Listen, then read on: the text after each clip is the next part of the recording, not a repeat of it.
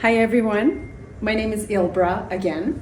I'm here to cook with my friend Rita at The Cooking Nurse.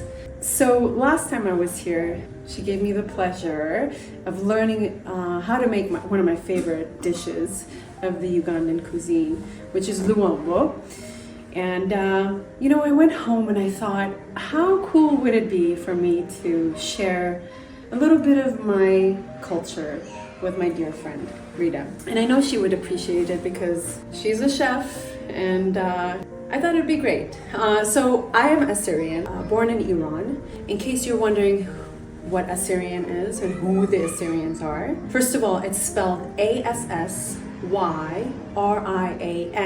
A lot of people mistake it with Syrian, but we're Assyrian. So Assyria, I guess if you were to see where it is today, it's tucked between Iran, Turkey, Syria, and Iraq. So Assyrians are the indigenous people of northern Mesopotamia. There's a lot more to us. We'll go into that later, but for now I want you to know that today I wanted to make one of our dish of pride, which is called Kipteh. So Kipteh is basically a meatball soup. I think every culture has this meatball soup, and you can stuff it with different things, but Assyrians typically stuff it with hard-boiled egg, or you can just leave it as is. So today we're gonna do a little bit of both. We'll have some meatballs that have the hard-boiled egg and some without. And the ingredients we're gonna use are ground beef, preferably 80-20, so not too fatty but not too lean. We're gonna use, obviously, the eggs. We're gonna hard boil them. Tomato paste. In terms of spices, paprika, salt, pepper, turmeric, onions. We'll add a clove of garlic in there. If there are any Assyrians listening, some of them might be like, oh no, you don't put garlic in there. But I do, because that's how I grew up. My mama adds garlic. And then here we go. Most important thing is spices, the herbs I should say, excuse me. The herbs that we're gonna use. Tarragon, help me out sister. Basil, rehan. Basil, and what else? And marze. Okay. Savory. Good job. So we've got savory, which in Farsi is marze, basil, which in Farsi is rehan, and then tarragon, which in Farsi is talkhun. So you wonder why I'm saying Farsi. I was born in Iran, so yeah, that's why I'm referring to the names in Farsi. All right, and tomato paste. And then we're gonna need oil and butter. In this case, we're gonna use ghee because my sister here makes her own ghee, and there's no way I cannot include that. So. That is it. So we're gonna go ahead and start off. What I wanna do is get the hard-boiled eggs going. So we're gonna go ahead and, ground beef. Did I say ground beef? Yeah, yes. We're doing ground beef as well. So we're using 2 kilograms of ground beef. That should give us about 10 meatballs. 1 kilogram, right? I'm sorry, I'm kidding. I apologize. 1 kilogram equals 2 pounds. So 1 kilogram, we're gonna use 5 eggs. Here we go. I'm gonna go ahead and boil some eggs. All right?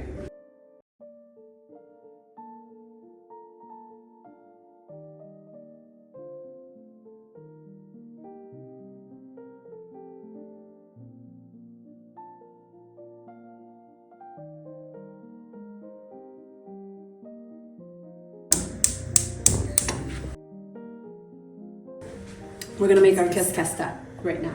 Then we'll reach the bar, we'll be drunk. You and I.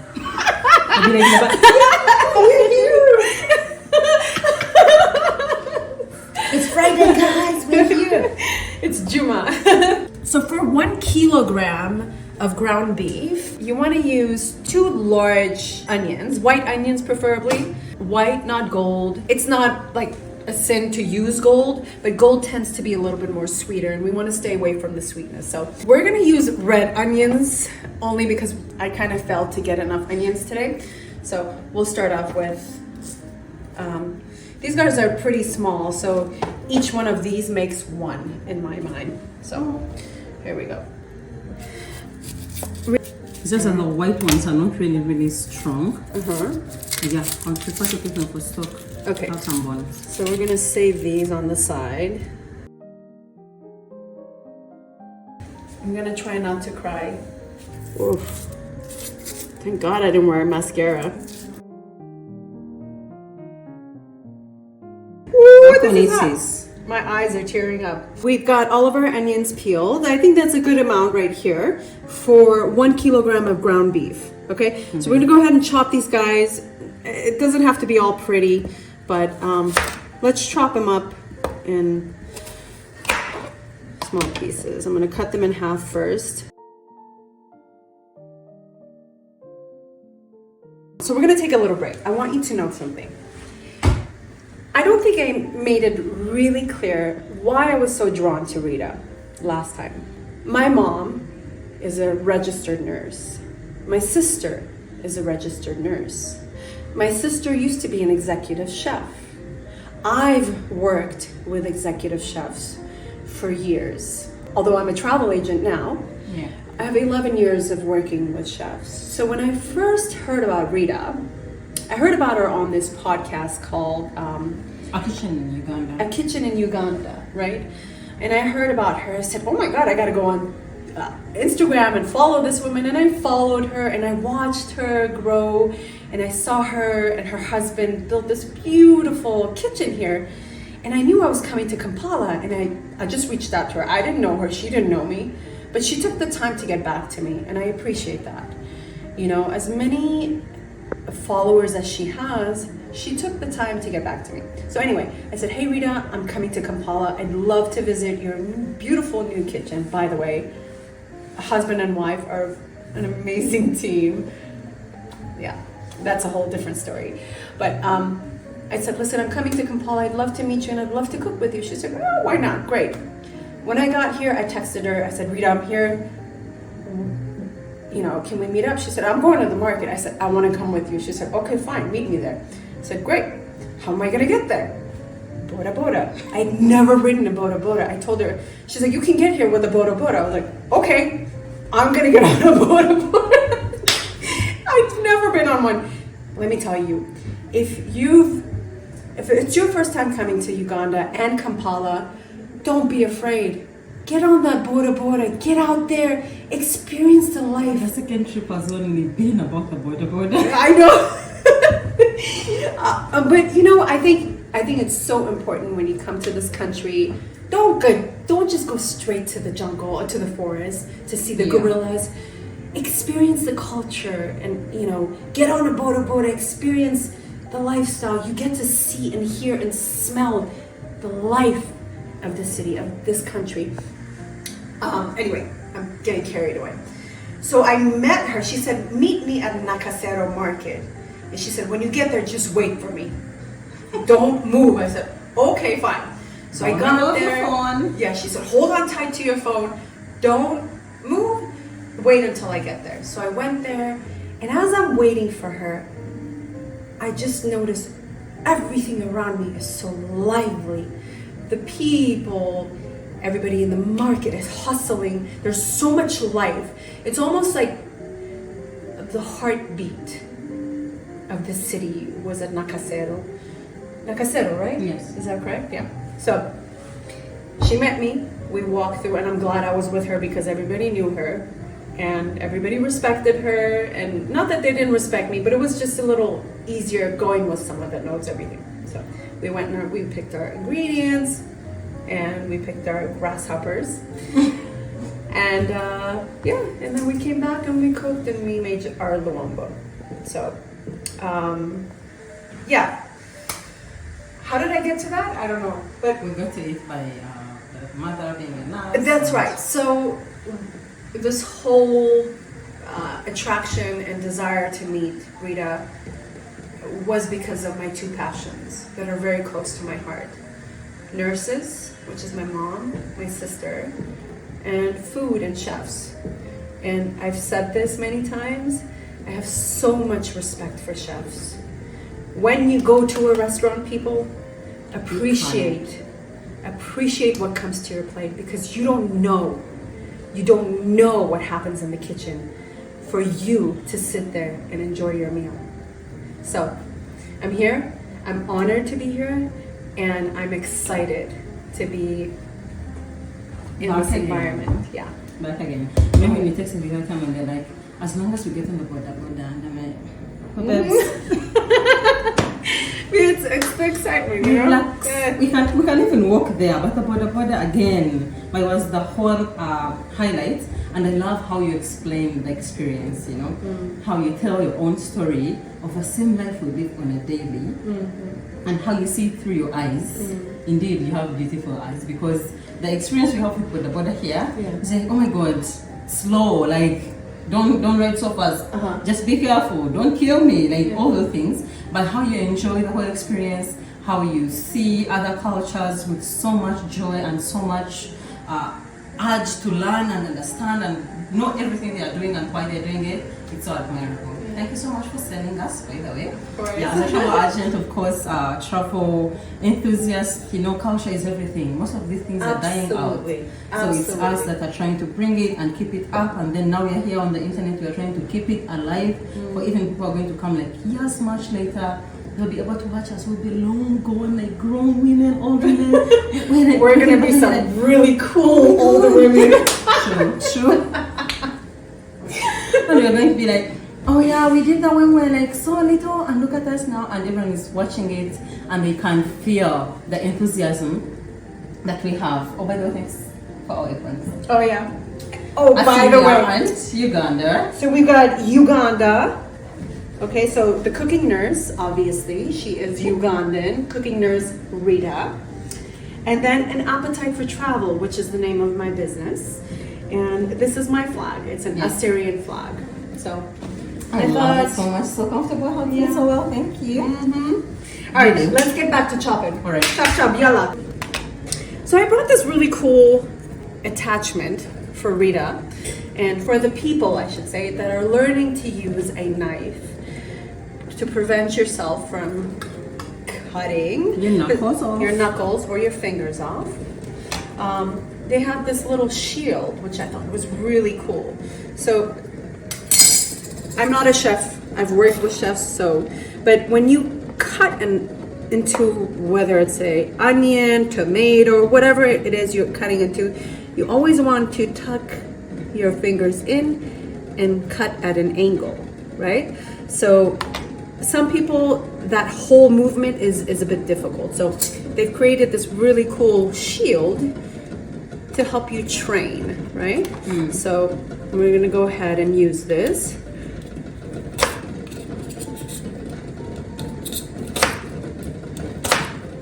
Okay, so we've got these guys.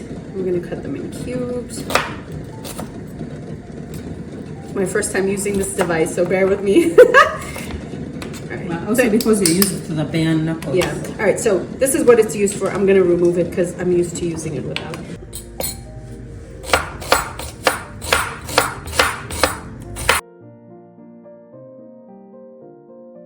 All right. So kind of to get ahead of the game, I'm gonna get my pan started to heat it up.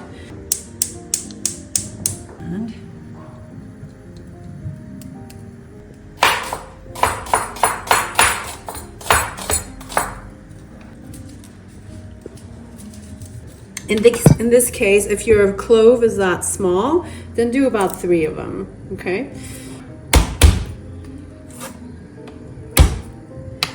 That helps to remove the skin. All right. So I think our oil is nice and hot. All right, we're gonna go ahead and add our onions that we just chopped. So we get the pan going. These guys.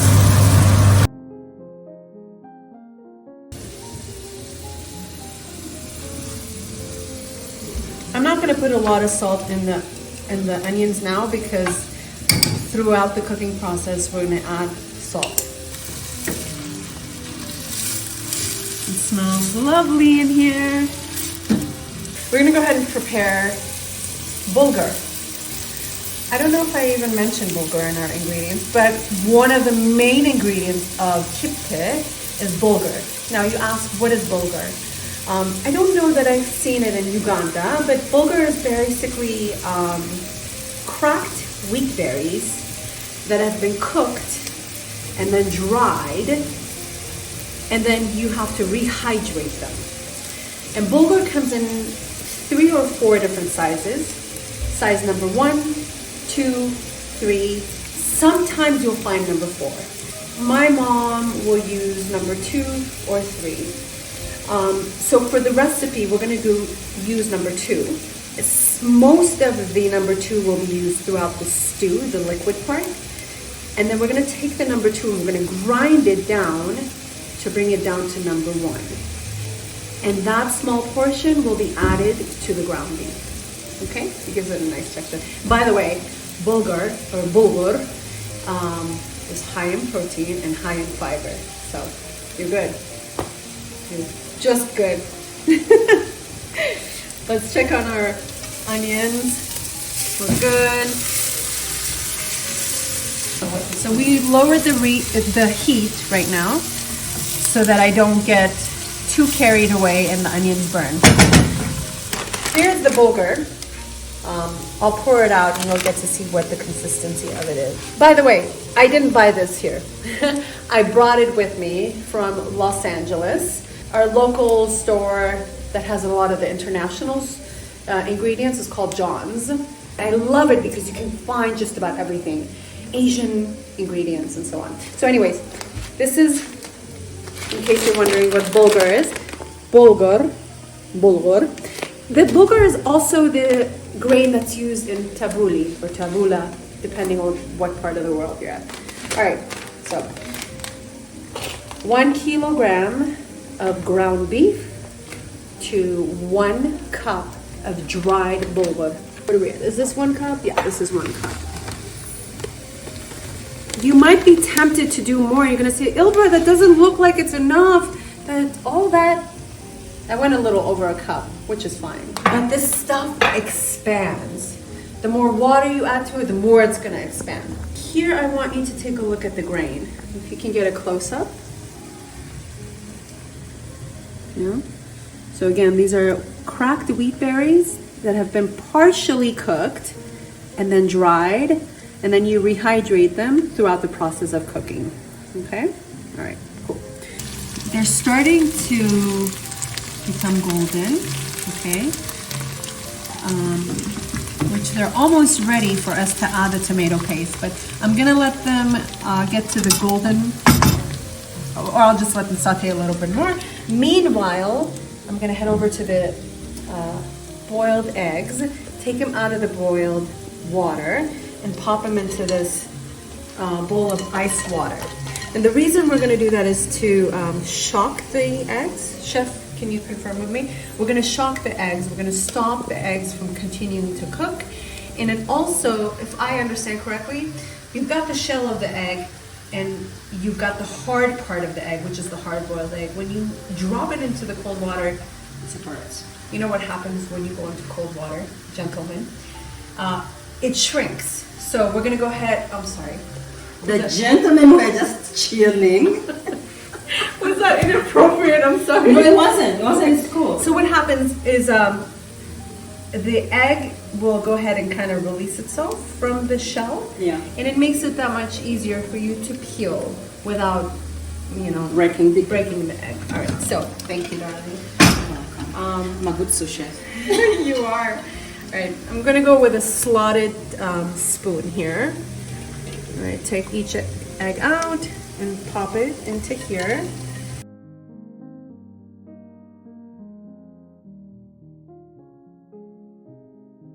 I'm gonna go ahead and add tomato paste to this. This brand is called Virginia Green Garden tomato paste, and it looks like it's in Arabic. So From the Middle East. yeah, from the Middle East. It looks like an Arabic writing, so which is cool. All right, so we're gonna go ahead and start with 2 tablespoons first, okay? Love my tomato paste, so I'm gonna go 2 hefty spoons of tomato paste. Let's put this aside. You don't use any fresh tomatoes? You can. I mean, I know the villages. Yeah. I know there are people that, if you have time, you want to make your own tomato paste. Use, yeah. I think I'm sure there are people that use fresh tomatoes, but it's just gonna it's gonna extend the cooking time. Yeah. Yeah? Okay. All right. Okay, so we'll make sure that the temperature is not too high. We're low, let it do its thing. At this point, I'm gonna go ahead and add my spices to the kipteh, which are the same spices I'm gonna add to the beef. Okay. Honestly, that much is probably enough. On the paprika, do a little more on the paprika.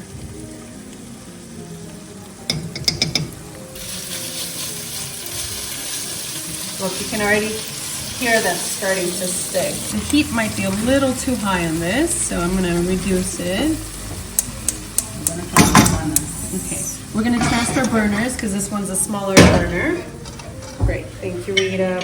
All right, so while that's sauteing and reducing and caramelizing, I'm gonna go ahead and prepare my Bulgar.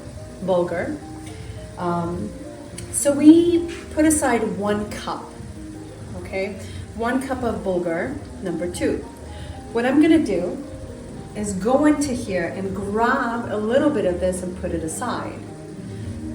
The one I put aside is gonna stay dry, and I'm gonna use that in my ground beef.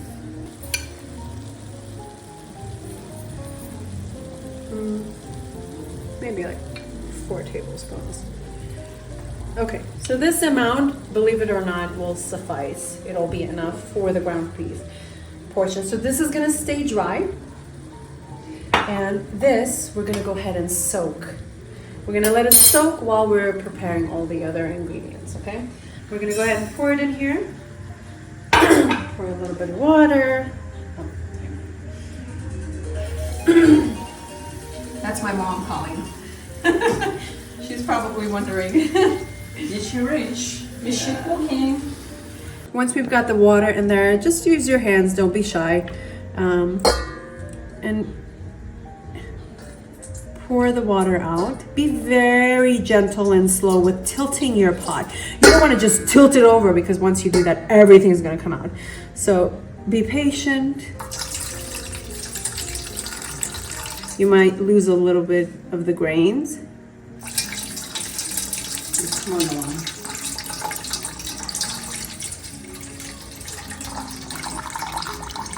So I'm not going to wash this as much because I know the quality of this company that I purchased, they're pretty clean. But sometimes, depending on where you get your Bulgar, you want to give it a couple rinses. So we did our rinse once and we're good, okay?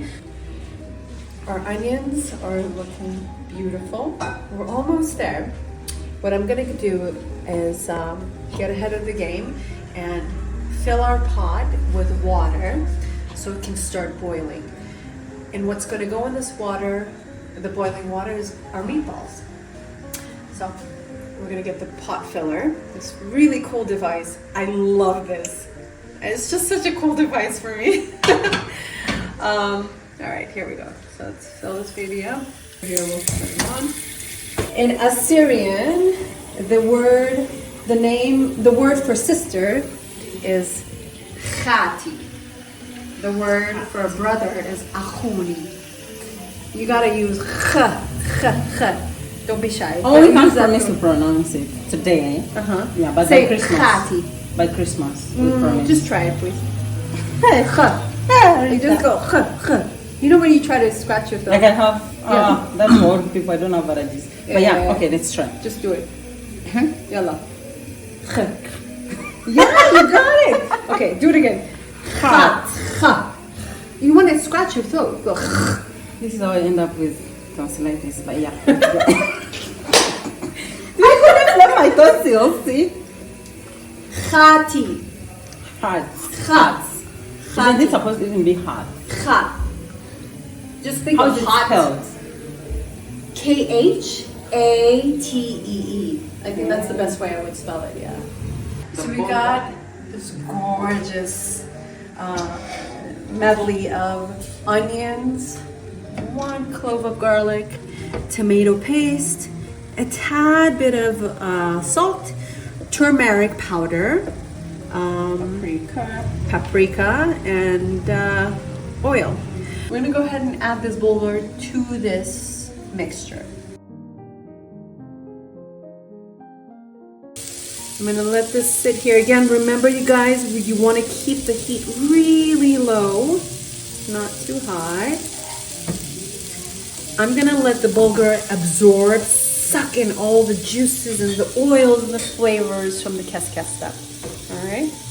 So after letting the bulgur sit in the keskesta, I'm gonna go ahead and turn off the heat and put this aside. Now we can work with our ground beef without worrying about, oh my God, is this gonna overboil? Oh my God, is this gonna burn? I'm gonna go ahead and pound this. Remember, this is bulgur number 2. I'm gonna pound it to bring it down to 1.5 or 1, okay? What we call this is nisra in Assyrian. All right, we're gonna go use a mortar and pestle, okay?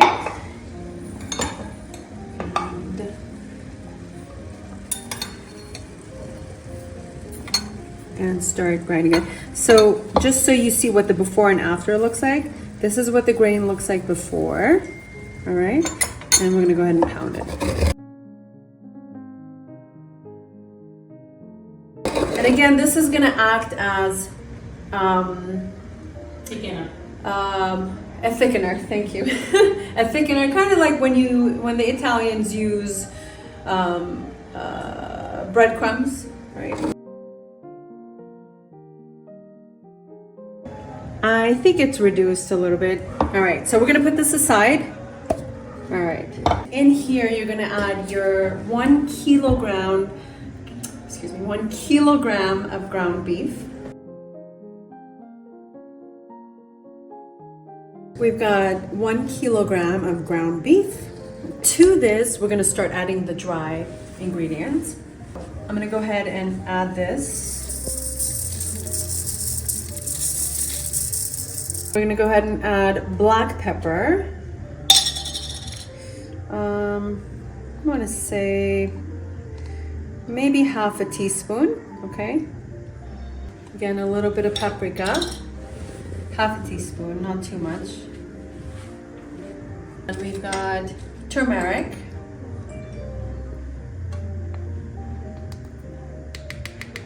You know, it's really also kind of really up to your liking. You want to stay traditional, great.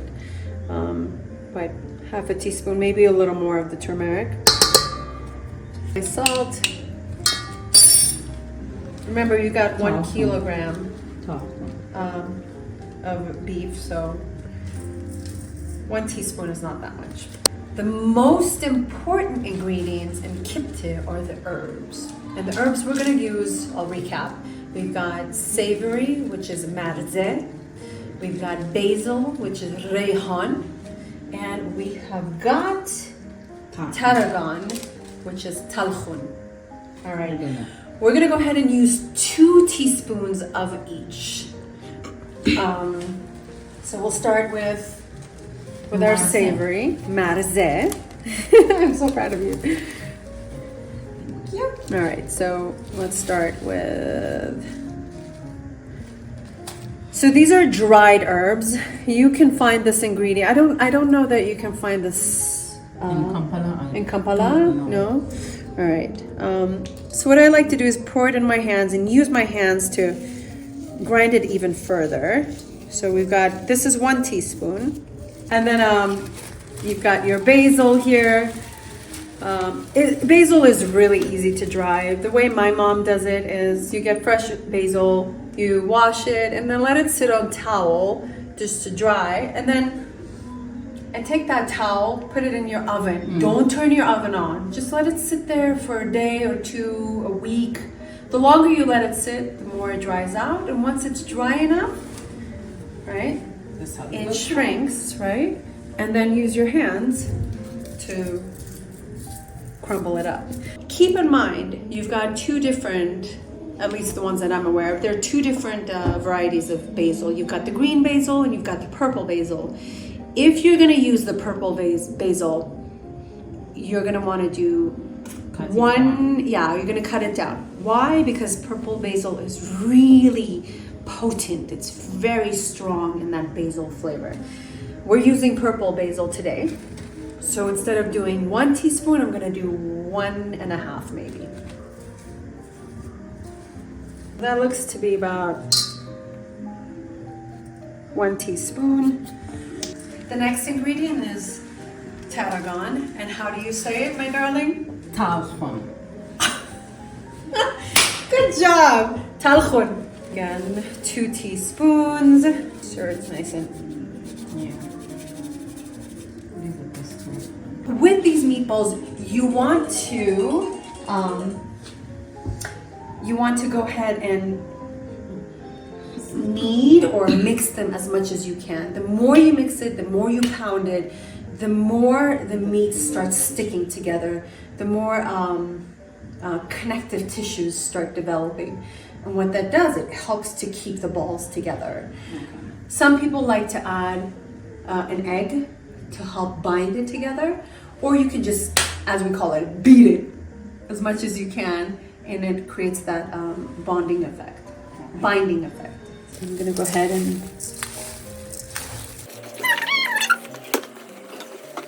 I'm gonna take a piece just to smell it. I'm not gonna eat it.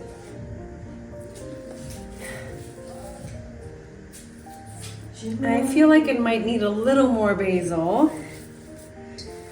Let's see. Yeah, I want to put a little more basil in there, so. Okay, perfect. All right, some more in there. Okay. All right. So we're gonna go ahead and grate either a big onion, 1 big onion, or 2 little ones. Ideally, you want to use the white onion, but because I didn't pick up enough white onions, we had some purple onions, which are great. And eventually, we're going to add this to our ground beef mix right here. Okay? All right. I'm going to go ahead, take the big pieces out just in case, and mix it in with the meat again. You need help? Do you want to get in there? Mm-hmm. All right, Mama. You keep doing that. So while she beats this guy to create more bondage, I'm going to get to the eggs, start peeling them, and getting them ready to stuff these balls. I'm going to go ahead and take these guys out, pop them in here. So we've got hard-boiled eggs. You can use the whole egg or you can cut it in half. I'm gonna go ahead and cut it in half. Each half of the hard-boiled egg will go in 1 meatball. I'm gonna go ahead and take a good, let's say, I don't know, that amount. I kind of eye it. And I'm gonna make a little ball, right? And I'm gonna flatten it like a hamburger almost. Right? And in that hamburger, I'm gonna tuck this half of a hard-boiled egg, and I'm gonna bring in the ground beef around it until it's covered, right? And start creating a ball again. Your little meatball. Oh, look at that. I have a feeling this meat is very lean, so we might need to add a raw egg in there to help bind the meat together. So I'm gonna go ahead and use a raw egg because as I was creating a meatball, I noticed that the meat was not sticking together, and my belief is that it's not fatty enough and I didn't beat it enough, which is okay, it happens. And we're gonna go ahead and use a binder, which helps to keep the meat together. So we're gonna go ahead and add a raw egg. Okay. All right. go ahead and mix that in. All right, so this looks good now. So I'm gonna go ahead and grab another chunk again, try to create a ball. So you create a little ball first and then smack it to create almost like a patty, right? Get it flat enough because in the middle, you're going to place your egg, your hard-boiled egg, and bring it all in together. And create a little meatball. Okay, so we've got one meatball here. All right. Create another meatball.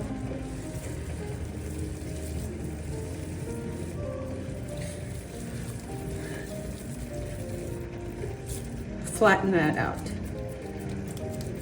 Right? Get your hard-boiled egg in there and bring it in.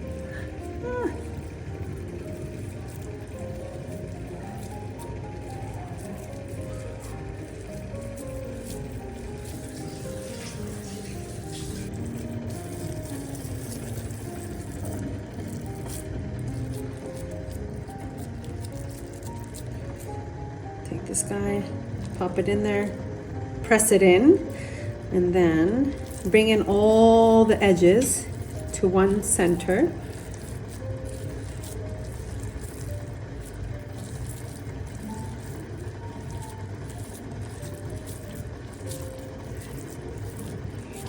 It's like tucking your child into bed. All right.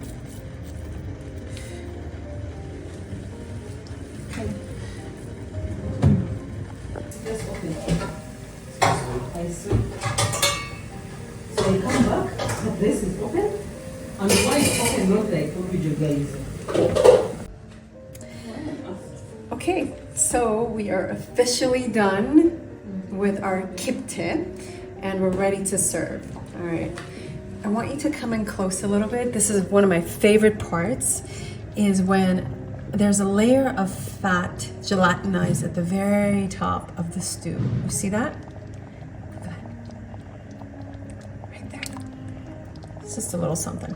All right, so we've got our meatballs. I'm gonna give it a nice stir.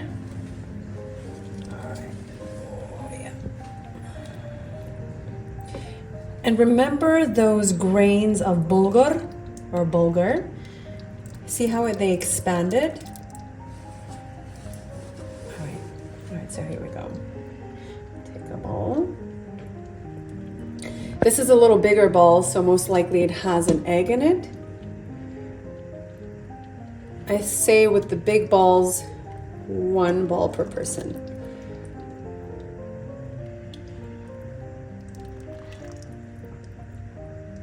All right.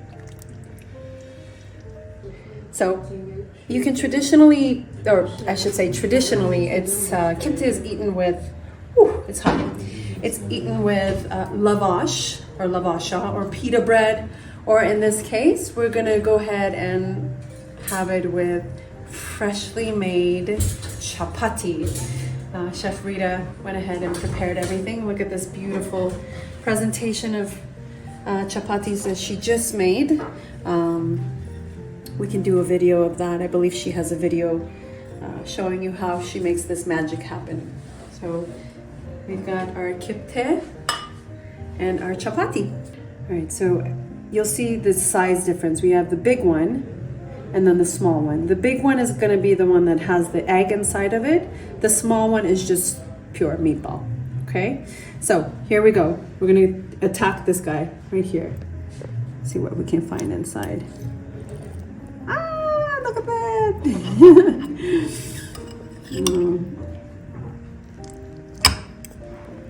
Lovely.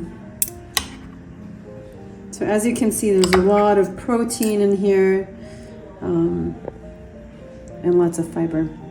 Assyrians are part of northern Mesopotamia, and if you were to Assyria here, then you got Iraq, civilization. We had an empire, a really big empire, to introduce to Rita because and Kipteh. With the Is it chili, like pepper? really spicy? Indian. Not like Sri Indian, Lanka. yeah. Uh-huh. But I would love more, you know? Oh, okay. Yeah, when you, So you wanted to burn your tongue. yeah, to burn me. You want to sweat. Yeah.